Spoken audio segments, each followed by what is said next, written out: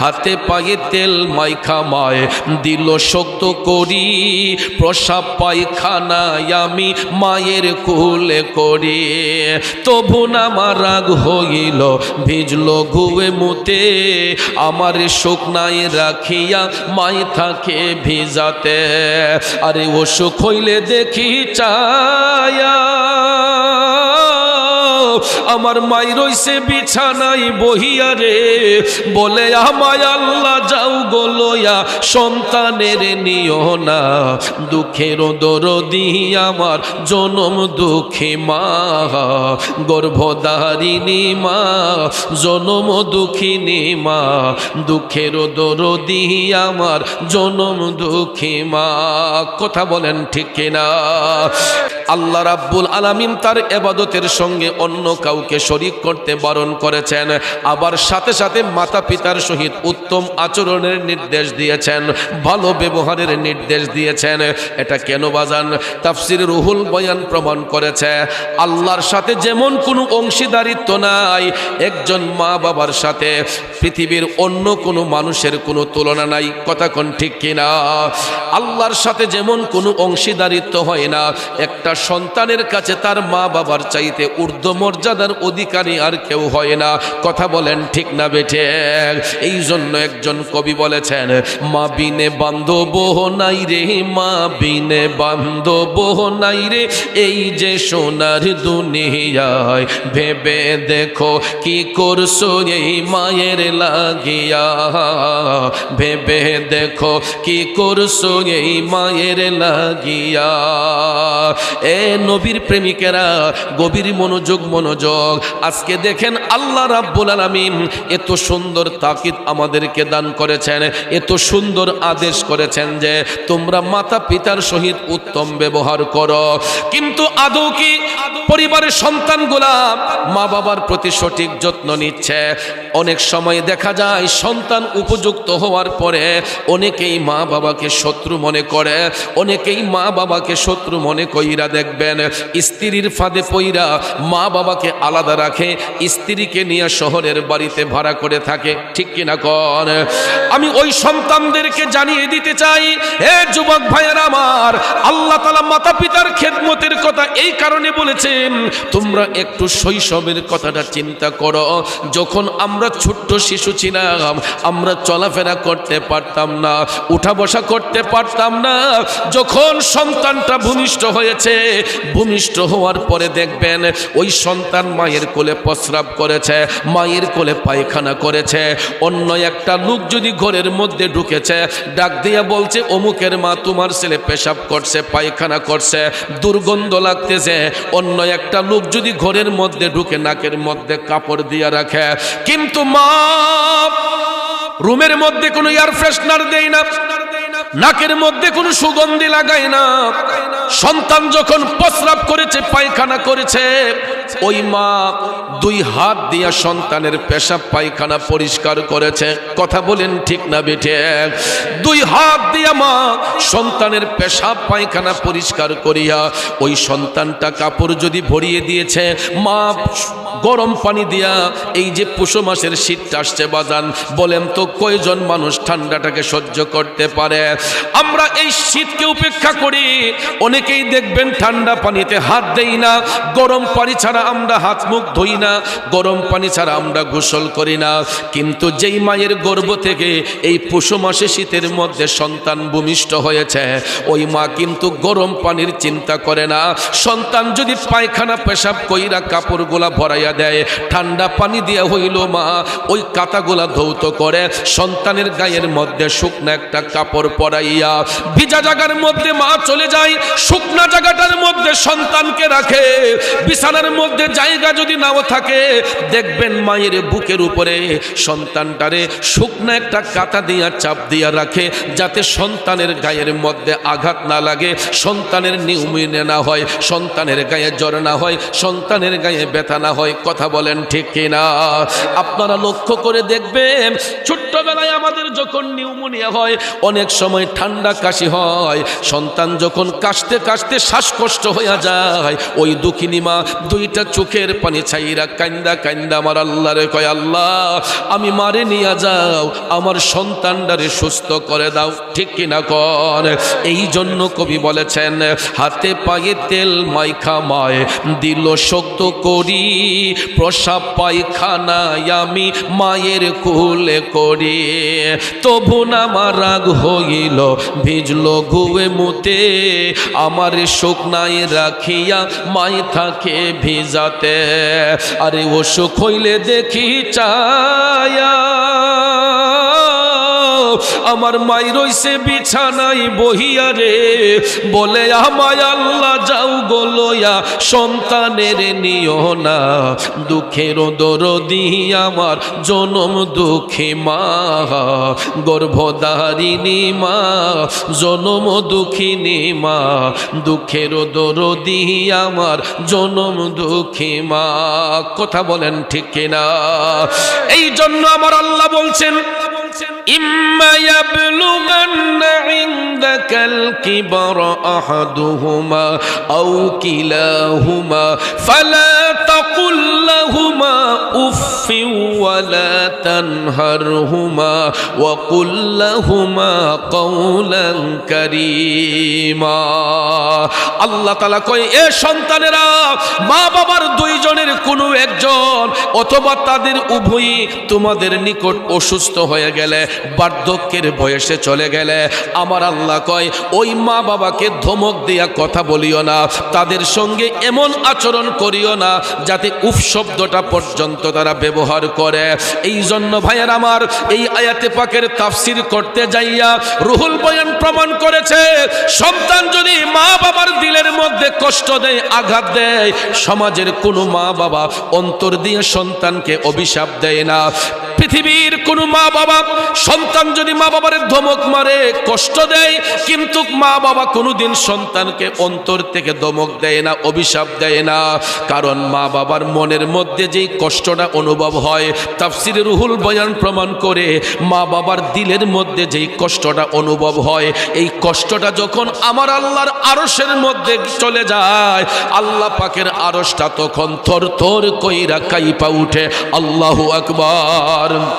এই জন্য কবি বলেছেন, তোমরা কোনোদিনও মা বাবার মনেতে কষ্ট দিও না, পৃথিবীতে মায়ের মতো আপন কেউ হবে না, পৃথিবীতে বাবার মতো আপন কেউ হবে না, তোমরা কোনোদিনও মা বাবার দিলেতে কষ্ট দিও না, তোমরা কোনোদিনও মা বাবার দিলেতে আঘাত দিও না। আল্লাহ রাব্বুল আলামিন বলে, এ সন্তান, মা বাবা বার্ধক্যের বয়সে চলে গেলে, বৃদ্ধ হয়ে গেলে, তোমরা তাদেরকে ধমকের সুরে কথা বলিও না, উফ শব্দটা পর্যন্ত যেন তারা ব্যবহার না করে। এই জন্য আল্লাহ তাআলা বলতেছেন, ওয়াখফিদ লাহুমা জানাহাদ-দুল্লি মিনার রাহমা। আল্লাহ কয়, উভয় হাত বের করে দিয়া তোমরা মা বাবার সঙ্গে সদ্ব্যবহার করো, উভয় হাত বের করে দিয়া মা বাবার সেবায় দাবিত হইয়া যাও, চোখ রাঙ্গাইয়া মা বাবার সঙ্গে কথা বলিও না। নির্দেশকার, জোরে বলেন নির্দেশকার। আল্লাহ তাআলা শিখাইয়া দেওয়ার পরেও এই সমাজের মধ্যে কিছু কিছু সন্তানগুলা দেখবেন ওহরহ বাবাকে কষ্ট দেয়, ওহরহ মাকে কষ্ট দেয়। কথা বলেন আছে না নাই? এত কষ্ট দেওয়ার পরেও দেখবেন মা কোনোদিন সন্তানের উপর নারাজ হয় না, বাবা কোনোদিন সন্তানের উপর নারাজ হয় না। বন্ধুরে, সন্তান যদি ব্যতীত হয়, সন্তান যদি আঘাতপ্রাপ্ত হয়, দেখবেন সবার আগে মা বাবার চোখের পানি ঝরঝর করে পড়তে থাকে। ঠিক কিনা কন? কিন্তু এই সমাজের মধ্যে কিছু কিছু সন্তান আছে উপযুক্ত হবার পরে ওই মা বাবার মনের কষ্টটা বুঝতে চায় না, মা বাবাকে বুঝতে চায় না। কারণ বার্ধক্য যখন হয়ে যায় অনেক সময় সন্তানগুলা মনে করে বাবা তো এখন অচল, মা এখন অচল, এরা মা বাবাকে অনেক বড় ধরনের বোঝা মনে করে। ঠিক না বেঠিক? মা বাবা যখন বৃদ্ধের কোটায় চলে যায় সন্তানগুলা তখন উপযুক্ত হয়, রোজগারি হয়। অনেক সময় দেখবেন ওই বার্ধক্যজনিত কারণে বাবা তো আর পরিশ্রম করতে পারে না। ছেলেকে যদি বলে যে বাবা আমাকে 500 টাকা দে, আমাকে 1000 টাকা দে খরচের জন্য, অনেক সময় সন্তানগুলা দেখবেন যে আমার কাছে নাই, দিমু কই থেকে। একটু কষ্ট দিয়ে কথা বলে, আছে না নাই? আমার কাছে নাই, দিমু কই থেকে। একটা কথা মনে রাখবেন বাবাজিরা, গায়ের চামড়া দিয়া মা বাবার জুতো বানিয়ে দিলেও পৃথিবীর কোন সন্তান মা বাবার ঋণ শোধ করতে পারবে না রে বাজান। গায়ের চামড়া দিয়া মা বাবার পায়ের জুতা বানিয়ে দিলেও পৃথিবীর কোন সন্তান মা বাবার ঋণ শোধ করতে পারবে না। কারণ সন্তানগুলা মা বাবার কাছে চিরঋণী থাকে। সব ঋণ পরিশোধ করা গেলেও মা বাবার ঋণ পৃথিবীর কোন সন্তান কোনো কিছু দিয়ে, কোনো কিছুর মূল্য দিয়ে শোধ করতে পারবে না। কথা বলেন ঠিক কিনা? কারণ এই কারণে হাদিস শরীফে রাসূল বলেছেন, আমরা যখন ছোট্ট ছিলাম ভূমিষ্ঠ হওয়ার সাথে সাথে দুনিয়ার কোনো খাবার আমার আপনার মুখে তুলে দেয়া হয় নাই, দুনিয়ার কোনো লিকুইড দুধ আমার আপনার মুখে তুলে দেয়া হয় নাই। ওই সন্তানের রিজিকের ব্যবস্থা আমার আল্লাহ দুঃখিনী মায়ের স্তনের মধ্যে দান করে দিয়েছে। একটু ভাইবা দেখে, আমরা সন্তানগুলা দুনিয়াতে আসার আগ পর্যন্ত মায়ের স্তনের মধ্যে কোনো দুধ ছিল না, কিন্তু সন্তানটা ভূমিষ্ঠ হওয়ার সাথে সাথে আল্লাহ তাআলা ওই মায়ের 2টা স্তন খুলিয়া দেয়। বাচ্চা যখন মায়ের স্তনের মধ্যে মুখটা লাগাইয়া দেয় গো, সাথে সাথে শিশু বাচ্চার কান্নাটা বন্ধ হয়ে যায়। আর মায়ের বুকের দুধটা সন্তানের জন্য এত পুষ্টিকর খাবার হয়ে যায়, এটা কোনো ফুড পয়জন হয় না, মুখের মধ্যে ঠসা পড়ে না। মায়ের দুধটা ঠান্ডাও নয়, গরমও নয়, শুকনাও নয়, ভারীও নয়, এত উপযুক্ত একটা খাবার সন্তানের শরীরে পুষ্টি যোগাইবার জন্য আল্লাহ তাআলা মায়ের স্তনে দান করে। ওই সন্তানটা মায়ের দুধ পান করার সাথে সাথে তার কান্নাটা মুহূর্তের মধ্যে বন্ধ হয়ে যায়। আওয়াজ করে বলুন ঠিক না বেঠে? এই জন্য নবী বলেছেন, মৃত্যুর আগের দিন পর্যন্ত সন্তানগুলা যদি মার গোলামি করে, বাবার গোলামি করে, কোন সন্তান তার মায়ের একটা ফোঁটা দুধের ঋণ শোধ করতে পারবে না। এই রকম একজন আল্লাহর ওলি, তিনি এই বিষয়টা নিয়ে ভাবতে ভাবতে ভাবতে তিনি এক পর্যায়ে তিনি বেকার হয়ে গেলেন। আর এক পর্যায়ে তিনি এই জিনিসটা নিয়ে ভাবতে ভাবতে তিনি অজ্ঞান হয়ে গিয়েছিলেন। এই আল্লাহর বুজুর্গ ওলির নাম হচ্ছে হযরতে শেখ ফরিদ রহমাতুল্লাহ আলাইহি। জোরে জোরে কন্যা আল্লাহু আকবার। কারণ আমাদের সমাজে দেখবেন কিছু কিছু মানুষ তাদের লাইফটাকে এত সুন্দর স্ট্রাগল করে, এরা কারো কাছে ঋণদার হয় না। ঋণ মুক্ত থাকার জন্য প্রয়োজনে একবেলা খাইবে না, তারপরে দেখবেন এরা ঋণগ্রস্ত হয় না। আছে কিনা বলেন? আবার কিছু কিছু মানুষের মাথার উপর ঋণের বোঝা আছে, তাদের কোনো টেনশনও থাকে না। আবার যারা সৎ পথে চলে, হক পথে চলে, এরা দেখবেন সাধারণত ঋণগ্রস্ত হতে চায় না। এইরকম একজন বুজুর্গ ব্যক্তি ছিলেন হযরতে শেখ ফরিদ রহমাতুল্লাহ আলাইহি। তিনি এত সুন্দর স্বাভাবিক জীবন পরিচালনা করতেন, কোনোদিন তিনি ঋণের মুখাপেক্ষী হতেন না। তিনি ব্যবসা করতেন। কি করতেন? আমার নবী সবচেয়ে বেশি পছন্দ করতেন ব্যবসাকে। এই জন্য রাসূল ব্যবসাকে হালাল করেছেন, সুদ ঘুষকে হারাম করেছেন। ঠিক কিনা কম? বন্ধুরা আমার, বাবাজিরা, আল্লাহর ওলি শেখ ফরিদ তিনি স্বাভাবিকভাবে জীবন পরিচালনা করতেন। সারাদিন ব্যবসা বাণিজ্য করার পরে বিকাল বেলা যখন তিনি বাড়িতে আসতেন, উনি শোবার ঘরে যাইয়া চিন্তা করতেন, দেখি তো আমার কাছে কারো কোনো লেনাদেনা আছে কিনা। প্রতিদিন শেখ ফরিদ শোবার ঘরে যাইয়া চিন্তা করতেন, ভাইবা দেখেন জানা মতে তার কোনো ঋণ নাই, তিনি সবার ঋণ পরিশোধ করে দিয়েছেন।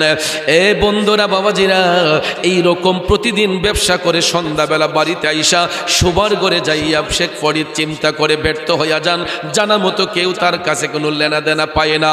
ভাবতে ভাবতে ভাবতে হঠাৎ একদিন শেখ ফরিদ একটা ঋণ খুঁজে বের করলেন যে জানা মতো সবার ঋণ আমি পরিশোধ করেছি, আমার তো এখনো একটা ঋণ বাকি আছে। ছোট্টবেলায় আমি যখন অবুঝ ছিলাম, শিশু ছিলাম, আমি তো আমার মায়ের স্তন থেকে দুধ পান করেছে, আমি তো আমার মায়ের কাছে ঋণী হয়ে আছি। আমার মায়ের কাছ থেকে এই দুধের ঋণ শোধ করতে হবে। প্রয়োজন হলে যত টাকা লাগে, সম্পদ লাগে, আমি মায়ের কাছ থেকে দুধের ঋণটা শোধ করব। আপনারা বলেন তো জীবনে কোনোদিন সম্ভব হবে? সম্ভব হবে? শেখ ফরিদ এই সিদ্ধান্তের মধ্যে থাইকা সারাটা রাত বিছানার মধ্যে ঘুমাই না। পাখি যেরকম খাঁচার ভিতর ছটফট ছটফট করে, শেখ ফরিদ বিছানাটার মধ্যে পাখির মতো ছটফট করতেছেন। কখন সকাল হবে? সকাল হইলেই মায়ের কাছে যাবেন, কারণ এত রাতে মায়ের ঘুম ডিস্টার্ব করা যাবে না। শেখ ফরিদ অপেক্ষমান, সারা রাত ঘুমাই নাই। হঠাৎ করে দেখা যায় ফজরের আজানের ধ্বনি শোনা যাচ্ছে, আসসালাতু খায়রুম মিনান নাওম।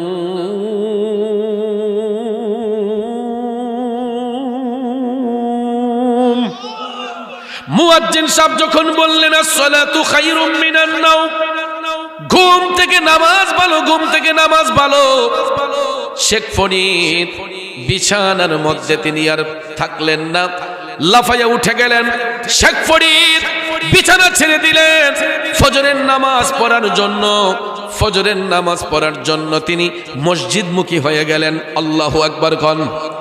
ভাইয়ের আমার, বন্ধুর আমার, আল্লাহর ওলি শেখ ফরিদ আজান শোনার সাথে সাথে তিনি নরম বিছানা ছেড়ে দিলেন। কিন্তু দেখেন আমাদের জীবন ইতিহাসগুলা দেখেন, ফজরের টাইমে আমরা উঠব দূরের কথা, আমরা আরো লেপ জোর করে আমরা বিছানার মধ্যে ঘুমাই। ঠিক না ঠিক? মুয়াজ্জিন সাহেব বলেছেন আসসালাতু খায়রুম মিনান নাওম, ঘুম থেকে নামাজ ভালো। কিন্তু আমরা এই সমাজের মধ্যে কিছু কিছু মানুষ এই কথাটা শোনার পরও গ্রহণ করতে চাই না। আমরা বলি যে হুজুর আপনি যতই ডাকতেছেন আমরার ঘুমটা এখন আরাম। নাউজুবিল্লাহ কোন। কিন্তু বুজুর্গ ব্যক্তি যারা হয়, তাহাজ্জুদ গুজার ব্যক্তি যারা হয়, আল্লাহওয়ালা ব্যক্তি যারা হয়, এরা সাত রাতের জাগনা হলেও আসসালাতু খায়রুম মিনান নাওম এই শব্দটা শোনার সাথে সাথে কোনো মুমিন ব্যক্তি বিছানার মধ্যে পিঠ রাখতে পারে না। কথা কোন ঠিক কিনা? এ চৌবেপুরের বাবাজিরা মনোযোগ। শেখ ফরিদ বিছানা ছেড়ে দিয়া তিনি ফজরের নামাজ পড়ার জন্য মসজিদের মধ্যে গেলেন। জামাত হলো, নামাজ পড়লেন। নামাজ শেষ করে শিশির ভেজা সকালে শেখ ফরিদ তিনি আসলেন বাড়ির ভিতরে। ওনার মায়ের রুমে যাইলেন। মায়ের রুমে যাইয়া দেখতেছে মা দুঃখিনী ফজরের নামাজ পড়ে কোরআন তেলাওয়াত করতেছে। কি করতেছেন? কিন্তু বর্তমানে কোরআন তেলাওয়াতের আওয়াজ আর শোনা যায় না। কথা বলেন ঠিক কিনা?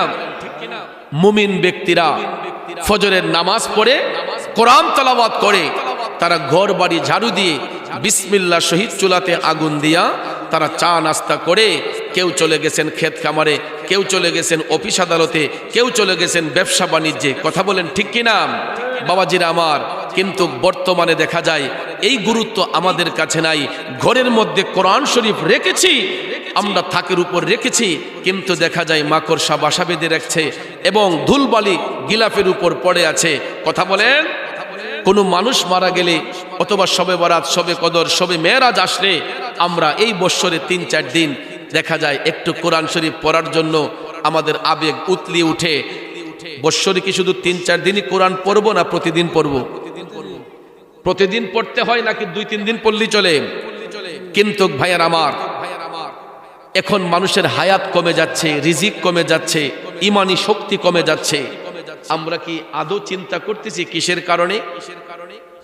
যুগ যদিও ডেভেলপ হচ্ছে, ডিজিটাল পদ্ধতিতে যুগ আগাচ্ছে, কিন্তু আমাদের ইমান আকীদা আস্তে আস্তে নষ্ট হয়ে যাচ্ছে। আগেকার মানুষ খাইছে ভালো, চলছে ভালো, এত গ্যাস্ট্রিকের ব্যথা ছিল না, এত বাত ব্যথা ছিল না, তাদের জোড়ায় জোড়ায় ব্যথা ছিল না, এত হার্ট অ্যাটাক আগে হয় নাই, হার্ট স্ট্রোক আগে হয় নাই। আজ থেকে 30 বছর আগেও আমরা দেখেছি এত রোগ বেমার মানুষের ছিল না। বর্তমানে হাসপাতালে গেলে রোগীর অভাব নাই। কথা বলেন, কারণ আমরা গ্যাস্ট্রিক ভালো করার জন্য ফার্মেসির বড়িকে আমরা বিশ্বাস করি, কিন্তু কোরআন সুন্নাহ মোতাবেক যদি আমাদের জীবন আমরা পরিচালনা করতাম তাহলে গ্যাস্ট্রিকের বড়ি আমাদের আর প্রয়োজন হতো না। কথা বলেন ঠিক কিনা? কারণ আগেকার যুগে বাপ চাচারা, আমাদের দাদা দাদিরা ফজরের নামাজ পড়ে কোরআন তেলাওয়াত করে ঘর বাড়ি ঝাড়ু দিয়ে মা চাচিরা বিসমিল্লাহ শহীদ চুলাতে আগুন দিছে। এও এলপি গ্যাস না, সুঙ্গা দিয়া, পাতা দিয়া, লাকড়ি দিয়া, চুলার মধ্যে ফু দিয়া আগুন ধরান লাগছে। কথা কোন ঠিক না ঠিক? এরপরে বাদান আমার এই মা বোনদের হাতের নাস্তা, মা চাচিদের হাতের নাস্তা খেয়ে বাপ চাচারা ক্ষেত খামারে কেউ গেছে, ব্যবসা বাণিজ্যে গেছে, অফিস আদালতে গিয়েছে। কথা বলেন ঠিক কিনা? এই খাবার যখন হালালভাবে পেটের মধ্যে গিয়েছে তখন কিন্তু পেটে ফুড পয়জন হয় নাই, গ্যাস্ট্রিকের ব্যথা হয় নাই, কারণ এই খাবারটা হালালভাবে আমাদের মুখে গেছে। কথা কোন ঠিক কিনা? আর বর্তমান সময়ে আমার বাপ চাচারা এই ঠান্ডার দিনে মা চাচিরে কষ্ট দিতে চায় না। দেখবেন ফজরের টাইমে যদিও ছেলে মেয়ের ডরে, ছেলে মেয়ে লজ্জা দিব বিদায় বাপ চাচা উঠে নামাজ পড়ার জন্য, আর চাচিরে কয় তুমি হুইটাতে হো, আমি খাইয়া বাজারতে নাস্তা লইয়া মনে। কথা কোন? কষ্ট দিত না যে তুমি শুয়েতে হো, আমি নাস্তা লই মনে দোকান থেকে। এরপরে দোকানের নাস্তার উপরে ডিপেন্ড করে। আমার ব্যবসায়ী ভাইরা রাগ করবেন না, অনেক দোকানে বলেন তো কয়জন দোকানের যেই আপনার কারিগর সাহেবরা বিসমিল্লাহ শহীদ রান্না করে, কয়জন ভাই ফজরের নামাজ পড়া রান্না করে, কয়জন দোকানের ব্যবসায়ী ভাই এরা দুরূদ শরীফের আমল করে, জিকিরের আমল করে। দেখা যায় ঘুম থেকে উঠা সারা রাত পরিশ্রম করে ঘুমাইছে, সকালবেলা চোখ কষলায় উঠা গামছা একটা কোমরের মাঝে বাইন্দা এমদা চুলকাইতেছে, হেমদা চুলকাইতেছে। কথা কো ঠিক না ঠিক? ফার্ম অয়েল মিশাইয়া রুটি যখন বানাইতেছে, ইডি খাইয়া তেল যুক্ত খাবার খাইয়া দেখা যায় গ্যাস্ট্রিকে এমদা ফার্মারে। কথা কোন ঠিক না ঠিক? এরপরে দোকানের থেকে যাইয়া 10 টাকা বড়ি দাও, 5 টাকাটা কামো না। কথা কোন ঠিক কিনা? 5 টাকাটা কামো না, 10 টাকাটা দেও। 10 টাকাটা না হইলে 20 পাওয়ারের না হইলে 40 পাওয়ার দেও। এরপর এই বড়ি খাইতে খাইতে পিত্তথলিতে ঘাও হয়ে যায়, অনেক সময় কিডনি ড্যামেজ হয়ে যায়। মানুষ মনে করে যে গ্যাস্ট্রিকের বড়ি খেলেই মনে আমি সুস্থ হয়ে যাব, কিন্তু আমার বাবাজিরা এখনো সময় আছে, এখনো সময় আছে। মুরব্বীদেরকে ফলো করুন। বাপ চাচারা যেই রকম ভাবে চলেছে ওই আদর্শে আদর্শিত হন। যদি এখন যুগ ডেভেলপ হয়েছে, ঈমান আকীদা তো আরো মজবুত হওয়ার কথা, কিন্তু দেখা যায় ঈমান আকীদা নষ্ট হয়ে যাচ্ছে। কারণ এখন তার লাকড়ির চুলা নাই, চুঙ্গা দিয়ে ফু দিতে হয় না। প্রত্যেকটা গ্রামে গঞ্জে শহরে বন্দরে সবার ঘরে কিন্তু এখন লাকড়ির ব্যবহার অনেকটা কমে গেছে। ঠিক কিনা? লাকড়ির ব্যবহার নাই বলতেই চলে। সবার ঘরে ঘরে গ্যাস সিলিন্ডার, এলপি গ্যাস সবার ঘরের মধ্যে। আর চুলাও কিন্তু এত মজবুত চুলা এখন, আর মেস্টুকা দিয়ে আগুন জ্বালান লাগে না। সুন্দর করে টিপ মারলে ওটু চুলা, আগুন ফালদা উঠে জায়গা। কথা কোন ঠিক না ঠিক? এত আরাম আয়েশ পাওয়ার পরেও যদি আমার মা চাচিরা নামাজের গুরুত্ব না থাকে, তেলাওয়াতের গুরুত্ব না থাকে, জিকিরের গুরুত্ব না থাকে, তাহলে ভাইয়ের আমার এদের ঈমান আকীদা সুন্দর হবে কিভাবে? ওই মায়ের গর্ভের সন্তান মজবুত হবে কিভাবে? নেককার হবে কিভাবে? নেককার সন্তান এমনিতেই আসে না বাজান। নেককার সন্তান লাভ করতে গেলে আমাকে আপনাকে নেক কাজ করতে হবে। কথা বলেন ঠিক কিনা? এরপরে দেখবেন বর্তমানে অনেক মারা প্রসব ব্যথা কি জিনিস এটা বুঝতে চায় না, সিজারে আসক্ত হয়ে যায়। আমার কথাগুলোকে রাগ করতেছেন? সিজারে আসক্ত হয়ে যায়। আমরা আমাদের মায়ের গর্ভ থেকে 6টা ভাই বোন ভূমিষ্ঠ হয়েছি। আমার আম্মার কিন্তু সিজার লাগে নাই, নর্মাল ডেলিভারির মাধ্যমে আমরা 6 ভাই বোন জন্মগ্রহণ করেছি। সুস্থতার সহিত এখন পর্যন্ত আছি। আমার আম্মাও এখনো বেঁচে আছেন, আলহামদুলিল্লাহ। কন এরকম শুধু আমার মা নয়, আজ থেকে 20-30 বছর আগেও কিন্তু সিজার কোনো ছিল না। প্রসব ব্যথার মাধ্যমে, নর্মাল ডেলিভারির মাধ্যমে বাচ্চা জন্ম হয়েছে। কিন্তু বর্তমানে অধিকাংশ মা সন্তান প্রসব এরা সিজারে আসক্ত হয়ে যায়। ঠিক না ঠিক? আর হইবে না কিভাবে? আমরা দেশতে এখন রোগীর চাইতে হাসপাতাল বেশি। কথা কোন ঠিক কিনা?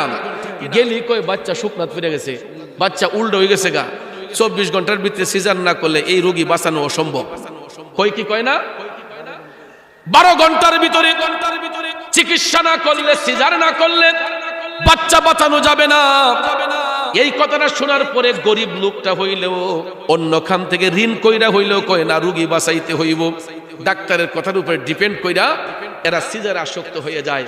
তো আমার মা বোনরা মনে করে যে সিজারে বাচ্চা হইলে এরা মনে খুব আরামে থাকবো, কিন্তু আসলে কি এরা আরামে আছে? বাজান, সিজার করার আগে কোমরের মধ্যে একটা এনেস্থেসিয়া দেওয়া হয়, হাই পাওয়ারের ইনজেকশন দেওয়া হয়। এই ইনজেকশনটার পাওয়ারে আমার মা বোনদের তাদের লাইফের অর্ধেকটা শক্তি ড্যামেজ হয়ে যায়। যদিও প্রসব ব্যথাটা নির্মূল করে, নাভির নিচে কাইটা বাচ্চাটাকে বের করে, আপনারা কি মনে করেন যে ওই মহিলাটা সুস্থ থাকে? কমপক্ষে 40 দিন তাকে বেড রেস্টে থাকতে হয়। এরপরও নাড়াচাড়া করলে এই দিক দিয়ে ফুইজ হয়ে যায়, এই দিক দিয়ে ইনফেকশন হয়, আবার ডাবল সিজার করতে হয়। কথা কোন ঠিক না ঠিক? কিন্তু কোমরের মধ্যে যে ইনজেকশনটা দেওয়া হয়, এনেস্থেসিয়া দেওয়া হয়, এটার কারণে দেখবেন অনেক পরিবারে অনেক মেয়েরা একটা ভাতের ডেক্সি আলগাইতে পারে না, একটা ভারী বোঝা কাজ করতে পারে না, সে দুর্বল হয়ে যায়। মনে করে যে সিজারে বাচ্চা হলে আমার তার ওই দিক দিয়ে সমস্যা হবে না, আমার লজ্জাস্থান হেফাজত থাকবে, আমার নর্মাল ডেলিভারির মাধ্যমে হইলে জীবনটা ঝুঁকির মুখে চলে যাবে। কিন্তু না ভাইয়ার আমার, ইত্তাকুল্লাহ, আল্লাহকে ভয় করুন। আল্লাহকে ভয় করে যদি নর্মাল ডেলিভারি প্রসব ব্যথাটা একটু অনুভব করতো কোনো মা, তাইলে 1-2 বাচ্চা রেখে কোনো মা অন্য পুরুষের সাথে পরকীয়া করে চলে যেত না। কথা কোন ঠিক না ঠিক? অনেক মারা দেখবেন বাচ্চাদের প্রতি দরদ থাকে না, বাচ্চাদের প্রতি মায়া মমতা থাকে না। অনেক সময় 1-2 বাচ্চা রেখেও অনেকে সংসার ত্যাগ করে চলে যায়, কারণ ওই মা তো প্রসব ব্যথা কি জিনিস এটা বুঝে না। ওই মা যদি প্রসব ব্যথা কি জিনিস বুঝতো, তাইলে এইরকম বড় পরিচিত কাজ করতো না। আর অনেক মারা সিজারের মাধ্যমে বাচ্চা প্রসব করার কারণে অনেক সময় বাচ্চার প্রতি কোনো দরদ থাকে না, আর ওই সন্তানগুলা সঠিক শিক্ষা না পাওয়ার কারণে বড় হইয়া একটা ছিনতাইকারী হয়, একটা জেনাকুর হয়, একটা বেবিচারী হয়, একটা ডাকাত হয়, একটা বাটপার হয়। কথা কোন ঠিক কিনা? কিন্তু ভাইয়ার আমার, নরমাল ডেলিভারির মাধ্যমে ইমান আমলকে মজবুত রেখে যদি ওই মা যদি বাচ্চা প্রসব করতো, তাইলে বাজার আমার বন্ধুরা আমার, কোনোদিন একটা পরিবারের মধ্যে অশান্তি আসতো না, ওই সন্তানটা লাঞ্ছিত হতো না। এই জন্য আমি প্রায় মাহফিলে একটা কথা বলি, বাবা ভালো তো ছেলে ভালো, মা ভালো তো জি, গাই ভালো তো বাছুর ভালো, দুধ ভালো তো ঘি। ঠিক না বেঠে? গাছের গোড়া যদি সুন্দর হয়, আগার ফল সুন্দর হবে। গোড়ায় যদি সমস্যা হয়, আগার ফল কখনো সুন্দর হবে না। এই জন্য বুঝাতে যাচ্ছি ওই কথাটা, মা বাবা যদি আমলি হয়, মা বাবা যদি নেককার হয়, ওই মায়ের গর্ভ থেকে কোনোদিন বদকার সন্তান জন্ম নিবে না, ওই মায়ের গর্ভ থেকে কোনোদিন বদকার সন্তান আসবে না। এই জন্য 5 ওয়াক্ত নামাজ পড়তে হবে, হালাল রিজিক উপার্জন করতে হবে, তাইলে আমাদের সন্তানগুলা নেককার হবে। কথা বলেন ঠিক কিনা?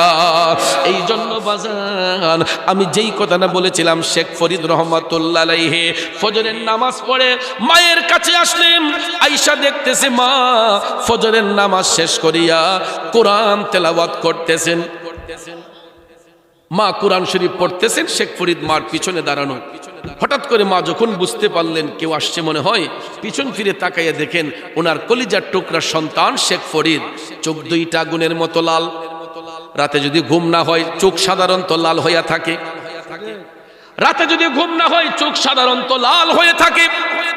শেখ ফরিদের দিকে মা দরদি তাকায়া কই, কিরে শেখ ফরিদ, এত সকালবেলা মায়ের কাছে আসলাম, রাতের বেলা কি বিছানায় ঘুমাও নাই? তোমার চোখ 2টা লাল হয়ে আছে কেন বাবা?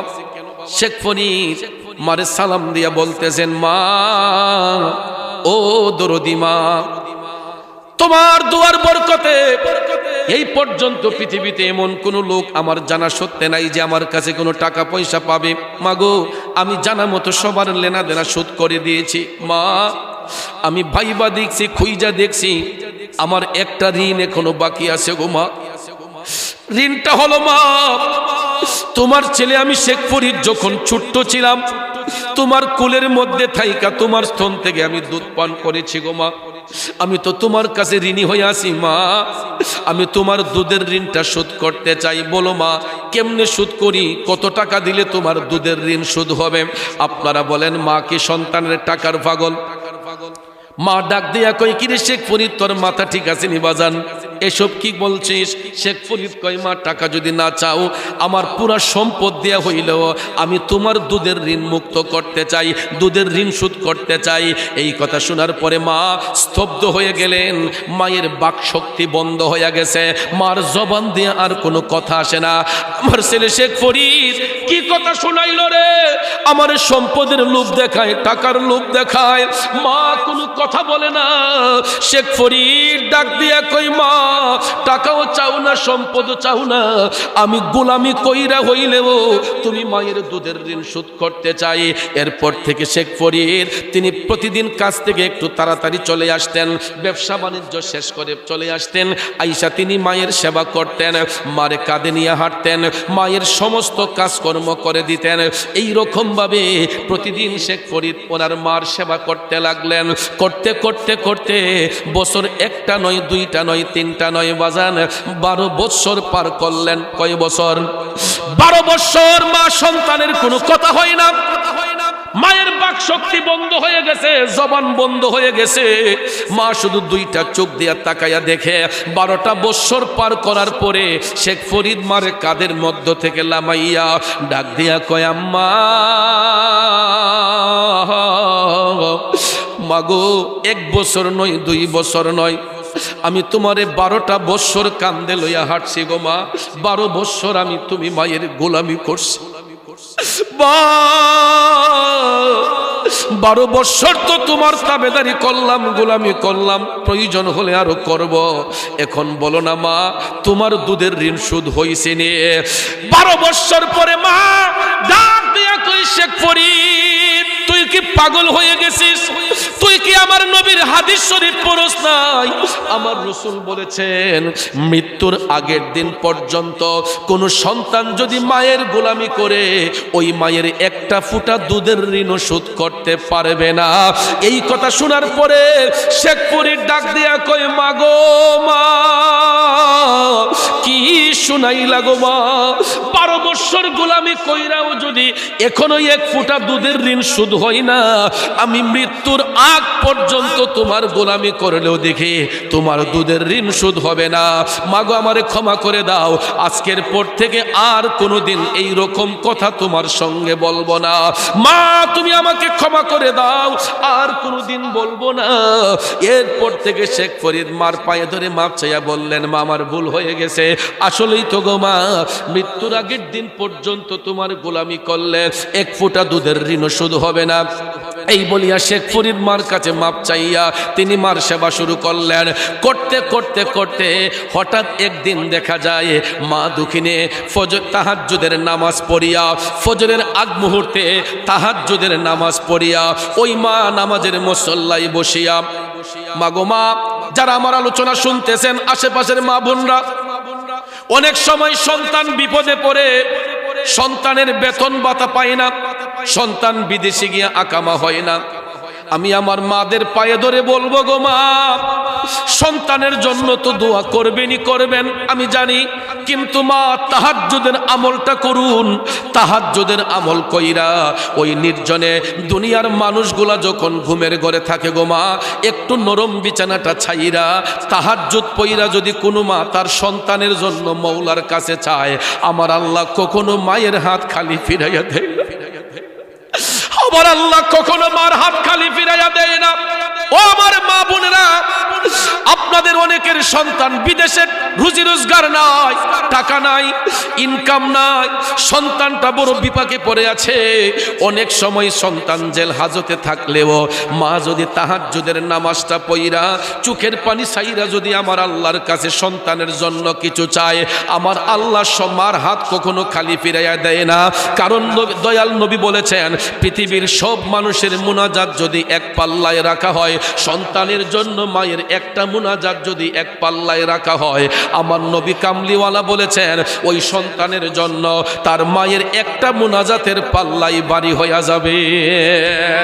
আর আল্লাহু আকবার, ইয়া রাসূলুল্লাহ, গভীর মনোযোগ ভাইয়েরা, দয়াল নবী বলেছেন পৃথিবীর সব মানুষের মুনাজাত যদি এক পাল্লায় রাখা হয়, মায়ের একটা মুনাজাত যদি এক পাল্লায় রাখা হয়, সন্তানের জন্য তার মায়ের একটা মুনাজাতের পাল্লাই বাড়ি হইয়া যায়। এই জন্য যুবক ভাই বাবাজিরা গো, যাদের ঘরে মা আছে বাবা আছে, কোনোদিন ওই মা বাবারে কষ্ট দেওয়া যাবে না, কোনোদিন ওই মা বাবার সঙ্গে খারাপ আচরণ করা যাবে না। কেননা আমার মদিনার কামলিওয়ালা নবী বলেছেন, কোন সন্তান যদি একবার তার মায়ের চেহারার দিকে মোহব্বতের নজরে চায়, আমার আল্লাহ ওই সন্তানের আমলে একটা কবুল হজের সওয়াব দান করে। ওরে মা ডাকিটি কত মধুর জানে যে সবাই, মায়ের একটু আদরেতে কি যে শান্তি পাই রে, কি যে শান্তি পাই। কবুল হজের সওয়াব হয়, কবুল হজের সওয়াব হয় দেখলে মায়ের চেহারায়, মায়ের কদমের নিচে জান্নাত দিলেন খোদায়। আমার মায়ের মতো আপনজন, মায়ের মতো আপনজন ত্রিভুবনে নাই, মায়ের কদমের নিচে জান্নাত দিলেন খোদায়। এ বন্ধু, মার চেহারার দিকে চাইলে কি হজের সওয়াব হয়? আপনারা চিন্তা করেন, যারা হাজী সাহেব মক্কা শরীফ মদিনা শরীফ যারা ঘুরে আসছেন, বর্তমানও বড় হজ করতে হইলে কমপক্ষে 7 লাখ টাকা লাগে, ঠিক না বেঠিক? এর চাইতেও বেশিও লাগে যারা ভিআইপি ভাবে যায়। নিচের পক্ষে 7 লক্ষ টাকা বর্তমানে বড় হজ করতে লাগে। আমি মানলাম 7 লাখ টাকা খরচ করে হাজী সাহেব হজ করে আসলেন। বলুন তো, আজ পর্যন্ত পৃথিবীর কোনো হাজী সাহেব মক্কা শরীফ মদিনা শরীফ ঘুইরা আইসা কেউ কি গ্যারান্টি দিয়ে বলতে পারবে যে আমার হজ কবুল হইছে? কথা কোন পারবে?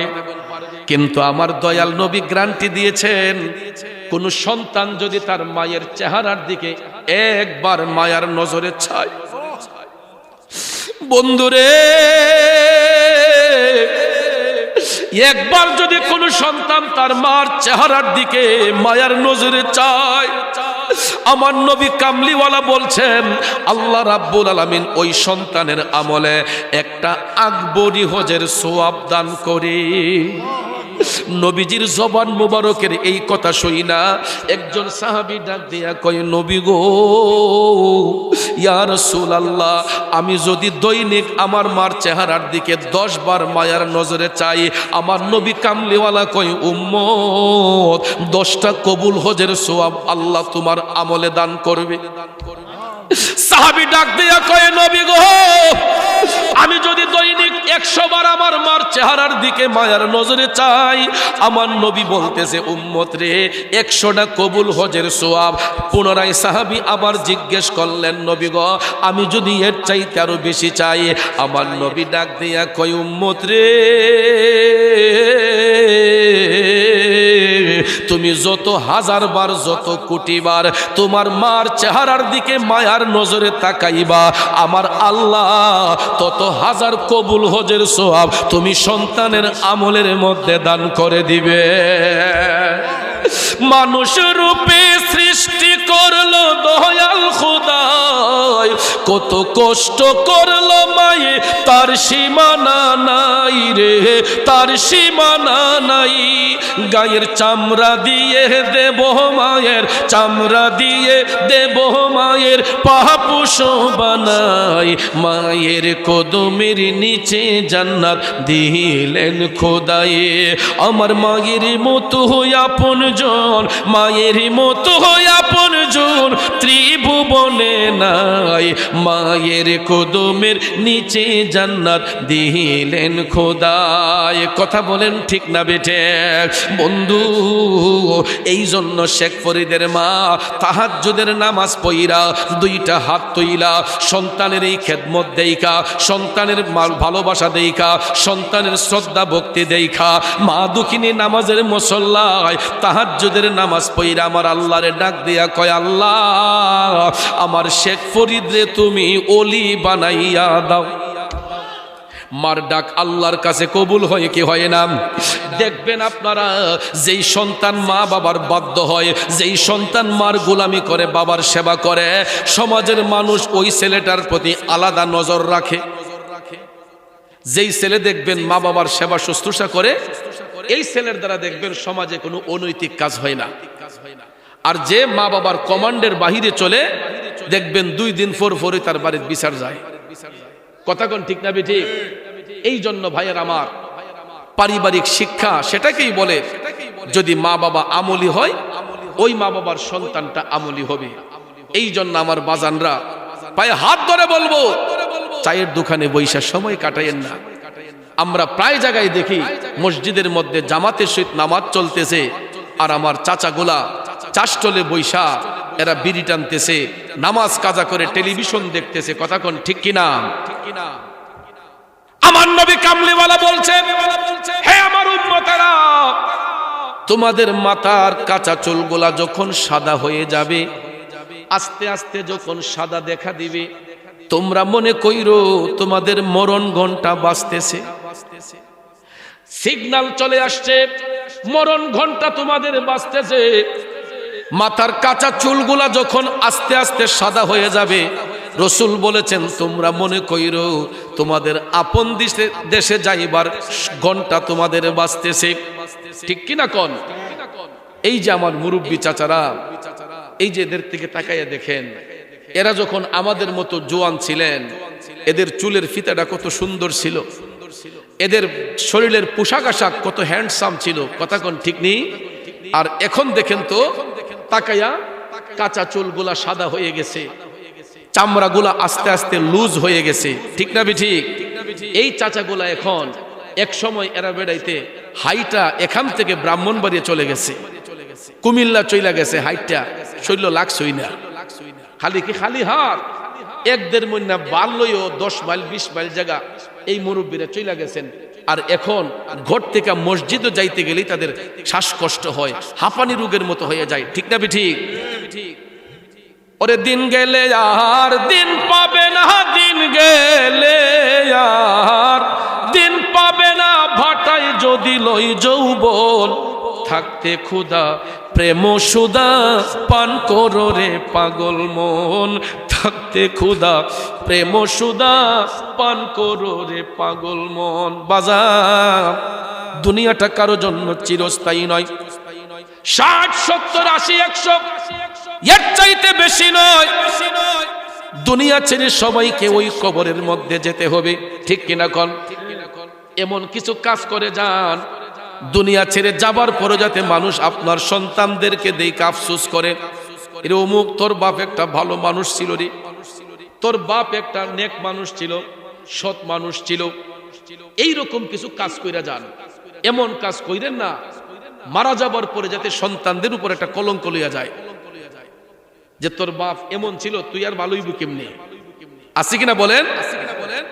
এই জন্য বাজান, জীবনটাকে এত সুন্দর করে সাজাতে হবে। সাজাতে গিয়ে আমাদেরকে নামাজ পড়তে হবে, জিকির করতে হবে, দুরূদ শরীফের আমল করতে হবে। নেক আমল কইরা যখন নিজের জিন্দেগিটারে সাজাইয়া যাইবেন, আখিরাতের রাস্তাটা পরিষ্কার হবে। কথা বলেন ঠিক কিনা? জিন্দেগিটা যদি নেক আমল দিয়া সাজাইতে পারেন, আখিরাতের রাস্তাটা পরিষ্কার হবে।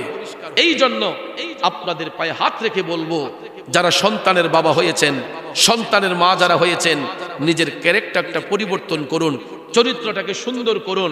তাইলে দেখবেন নেক মানুষ হয়ে যদি দুনিয়া থেকে যাইতে পারেন, ওই নেককার মানুষদের ইন্তেকালের সময় তাদের চেহারার মধ্যে মুস্কি মুস্কি হাসি থাকবে।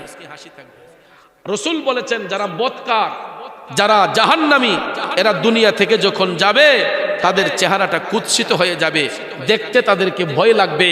কিছু কিছু মানুষ ইন্তেকালের পরে দেখবেন রাস্তাঘাটে হাইটা মানুষে মন্দসারি কয়, আহ যেমন জ্বালাইয়া গেছে, মরণ এমন কষ্ট হইছে।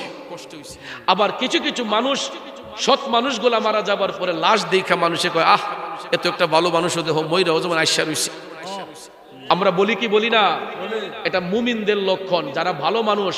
মুমিন শুধু পাঞ্জাবি টুপি বললেই হয় না, লম্বা লম্বা জুব্বা কুর্তা লাগাইলেই মুমিন নয়।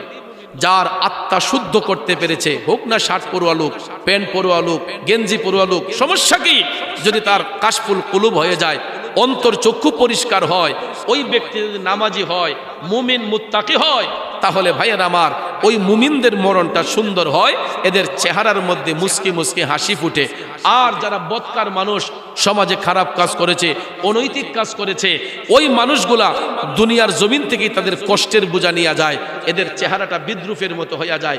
এবং এদের বিদ্রুপের মতো হওয়ার কারণ হলো, রসুল বলেছেন এদের যখন মৃত্যুর যন্ত্রণা হয়, মালাকুল মউত আজরাইল তাদের জান কবজ করার জন্য আসে। আর নবী বলছেন আজরাইলের পায়ের শব্দ শোনার সাথে সাথেই ওই জাহান্নামী লোকগুলার একটা হাঁপানি রোগের মতো শুরু হয়ে যায়, হাঁপানি রোগের মতো শুরু হয়ে যায়। আপনারা দেখবেন সাকারাত যখন শুরু হয়, মৃত্যুর সাথে যেই ব্যক্তি পাঞ্জা লড়ে, মৃত্যু পথের যাত্রী যেই ব্যক্তি হয়, এরা দেখবেন হাঁপাইতে শুরু করে, জোরে জোরে শ্বাস নেয়, জোরে জোরে সারে। এটা কি কারণে দেয়? ওই ব্যক্তি আতঙ্কে পড়ে যায়, ভয় ভীতির মধ্যে পড়ে যায়। আজরাইল আলাইহিস সালাম ভয়ঙ্কর একটা রূপ ধারণ করে আসে। আর আমার রসুল বলেছেন পায়ের বৃদ্ধাঙ্গুল থেকে টিপতে টিপতে তাদের বুকের মধ্যে আইনা যখন ভয়ঙ্কর একটা চিপ মারে আজরাইল ফেরেশতা, তখন অনেক মানুষের গলা দিয়া ঘের ঘের শব্দ বের হয়, আবার অনেকের পায়খানার রাস্তা দিয়া পায়খানা বের হইয়া যায়, মূত্রনালী দিয়া পেশাব বের হইয়া যায়। মৃত ব্যক্তির লাশ যারা ধৌত করে জিজ্ঞেস করে দেখবেন, অনেক লাশ ধৌত করার সময় পায়খানার রাস্তা দিয়ে ময়লা পাওয়া যায়, পেশাবের দুর্গন্ধ লঙ্গিতে পাওয়া যায়, ঠিক কিনা বলেন? কারণ ভাইয়ার আমার, ওই মৃত্যুপথের যাত্রী যখন তার মৃত্যুর যন্ত্রণা হয়, মালাকুল মউত আজরাইল এত কষ্টের সহিত তার জান কবজ করবে রে, ওই ব্যক্তিদের চোখগুলা বন্ধ করার টাইম পাবে না। এরা যখন মৃত্যুর ফেরেশতার দিকে তাকাইবে, কে তার ছেলে, কে তার মেয়ে, কে তার স্ত্রী, কে তার স্বজন, এটা চিনার কোনো টাইম পাবে না। তাদের দৃষ্টি থাকবে মৃত্যুর ফেরেশতার দিকে। আর ওই মুহূর্তে জানটা কবজের সময় যখন ভয়ঙ্কর চিপ দিব রে, এমন জুড়ে একটা আঘাত পায় ওই মৃত্যুপথের যাত্রী, তার চোখগুলা উল্টাইয়া যায়, বন্ধ করার টাইম পায় না। কিছু কিছু মানুষ মারা যাবার পরে দেখবেন চোখটা খুলই থাকে, বন্ধ করার টাইম পায় না। আজরাইলের ভয়ঙ্কর চিপে বন্ধ করার টাইম পায় না, খুলেই থাকে। এরপরে দেখবেন আমরা চেষ্টা করি মুজাইবার জন্য, এরপরে ভালো করে মুজে না। কিন্তু কিছু কিছু লাশ দেখলে পরে ভয় লাগে, চেহারাটা বিকৃত হয়ে যায়, ভয়ঙ্কর রূপ ধারণ করে। কেন জানেন? এদেরকে আখিরাতের প্রথম ঘাট কবরের মধ্যে যখন পাঠানো হয়, কবরের মধ্যে নেওয়ার পরে 3টা প্রশ্নের মাধ্যমে ইন্টারভিউ নেওয়া হয়। কয়টা? 3টা প্রশ্নের মাধ্যমে। এটা আমরা জানাজার মাঠে গিয়ে শুনি, মসজিদে শুনি, সব সময় শুনি। কবরে প্রশ্ন কয়টা? 3টা প্রশ্নের মধ্যে একটা প্রশ্ন হবে আমার নবীজিকে নিয়ে। দয়াল নবীকে সশরীরে কবরের মধ্যে হাজির করা হবে, বলা হবে ওমান হাজার রুজুল, ওনাকে চিনতে পারো কি তোমাদের রসুলকে?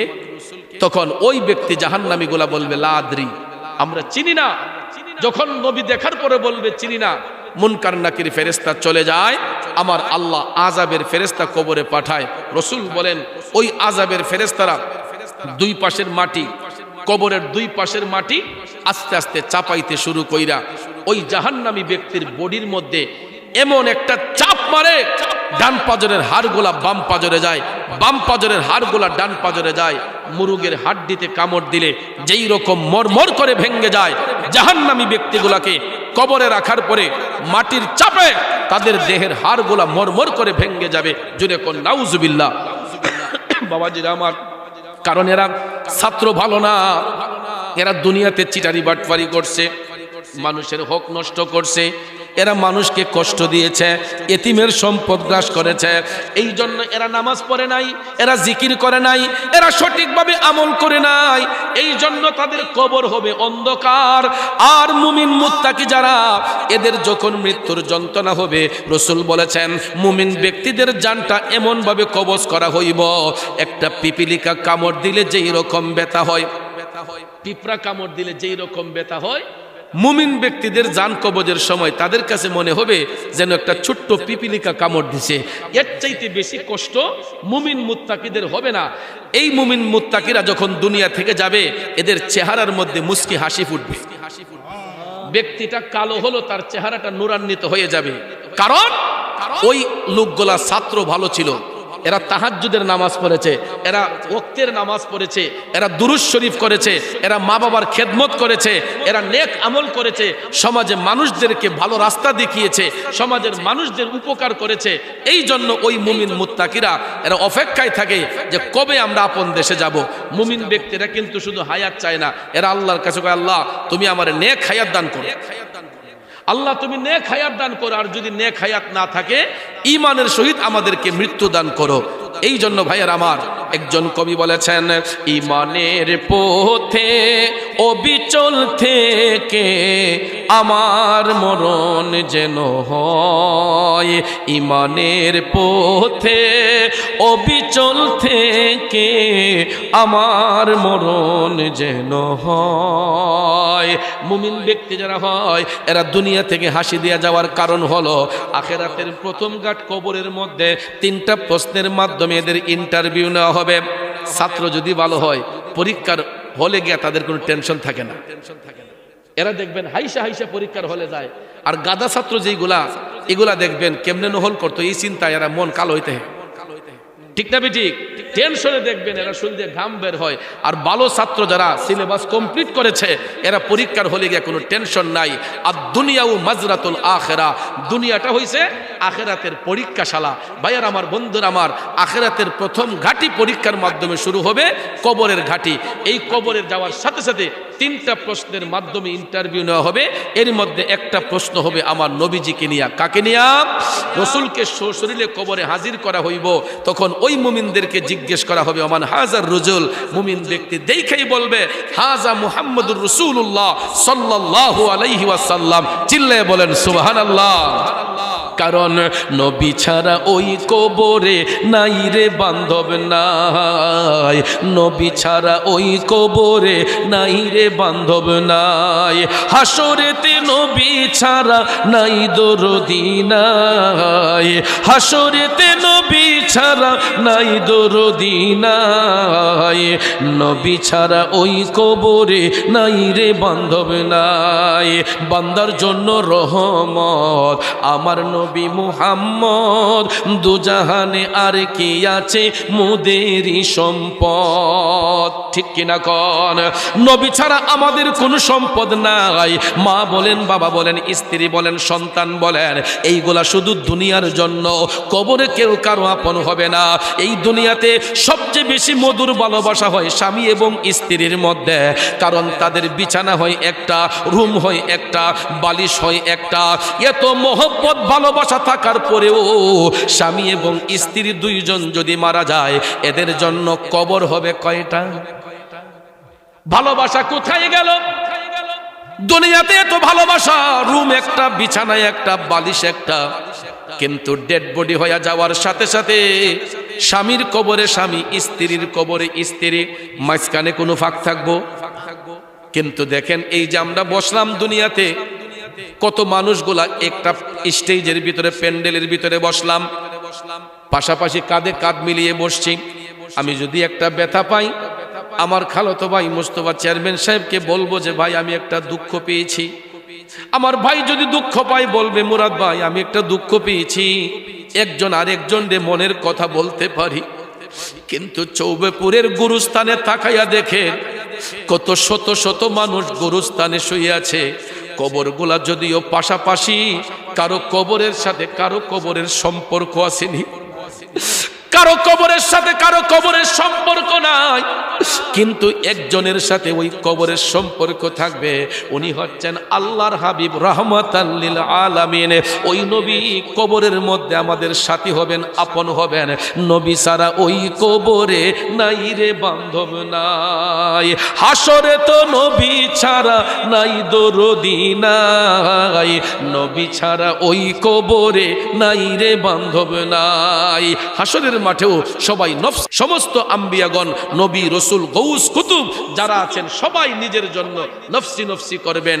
উইদাউট আওয়ার প্রফেট মুহাম্মদ রাসূলুল্লাহ সাল্লাল্লাহু আলাইহি ওয়াসাল্লাম, তিনি একমাত্র আল্লাহর দরবারে সিজদা অবনত হয়ে বলবেন, রব্বি হাবলি উম্মতি, ইয়া রব্বি হাবলি উম্মতি।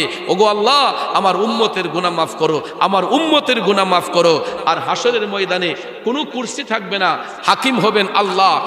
আর স্পেশাল মুনাজির হবেন আমার দয়াল নবী। কথা কোন ঠিক কিনা? আল্লাহর দরবারে জেরা করার জন্য, সুপারিশ করার জন্য আমার আল্লাহ রসুলকে হাসরের ময়দানে একটা কুরসি দান করবেন। এই কুরসির নাম হচ্ছে মাকামে মাহমুদ। সুবহানাল্লাহ কোন। মাকামে মাহমুদে আমার রসুলকে বসিয়ে, সেখানে দয়াল নবীকে বসিয়ে, মাকামে মাহমুদের মধ্যে বসিয়ে আমার আল্লাহ দয়াল নবীর মাধ্যমে সুপারিশ গ্রহণ করবেন। এই জন্য আমরা নবী নবী কইয়া কান্দি। কথা কোন ঠিক না বে ঠিক? এই জন্য আশেক কয়, প্রেমিক কয়, নবী নবী কইরা আমার মরণ যেন হয় গো, নবী নবী কইরা আমার মরণ যেন হয়, ওই মরণে পাইব শান্তি, থাকবে না রে ভয়, নবী নবী কইরা আমার মরণ যেন হয়। ঠিক কিনা কম? এই জন্য ভাইয়ের আমার, আমরা সবাই নবীর দিদার হাসিলের জন্য নবীর প্রেমে পাগল হব, মাতা পিতার খেদমত করব। তো যেই কারণে আজকে মা বাবার কর্তব্য নিয়ে, সন্তানের প্রতি মা বাবার কর্তব্য, মা বাবার প্রতি সন্তানের কি কর্তব্য, সেই বিষয়ে আমি সংক্ষিপ্তভাবে কিছু কথা আপনাদের সামনে উপস্থাপন করেছি। তো পরিশেষে যেই কথাটা আমি বলতে চাচ্ছি, যে মার দোয়া থাকলে আল্লাহর ওলি হওয়া যায়।